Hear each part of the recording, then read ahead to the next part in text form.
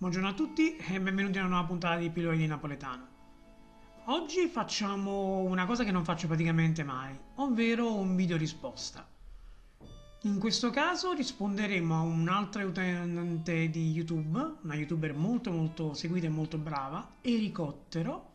Trovate il link al video e al canale in descrizione, dove si parlava della pronuncia delle parole giapponesi e nel caso delle parole sushi e sake in Giappone viene utilizzata la particella o davanti a sushi e quindi o sushi e davanti a sake quindi o sake come particella onorifica, soprattutto quando si parla con un cameriere in maniera più formale per dare un tono più distinto al proprio discorso.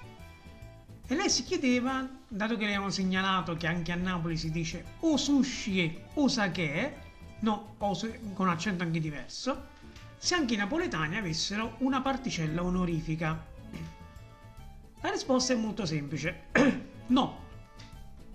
I napoletani non hanno una particella onorifica. Lo davanti a sushi e a sake, o come davanti a tante altre parole, tipo cane o kana, non è una particella onorifica, ma è il sostituto dell'articolo.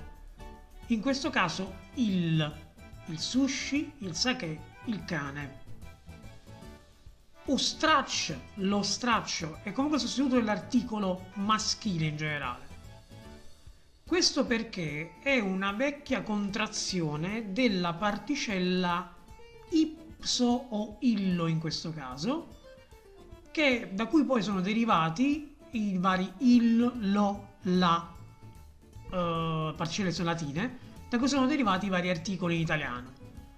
Un esempio molto lampante è per esempio la locuzione obilog, eccolo, che letteralmente si potrebbe tradurre in lo vedi là, quindi obilog, lo vedi là, quindi o è semplicemente il sostituto di lo. Spero di essere stato esaustivo,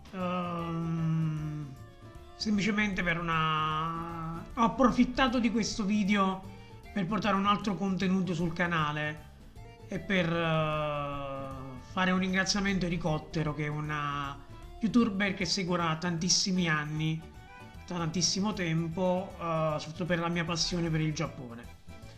Detto questo, io vi saluto, vi ringrazio come al solito per l'attenzione, vi rimando alla prossima puntata dei Pillole di Napoletano e, come si dice sempre a Napoli, ciao Brim!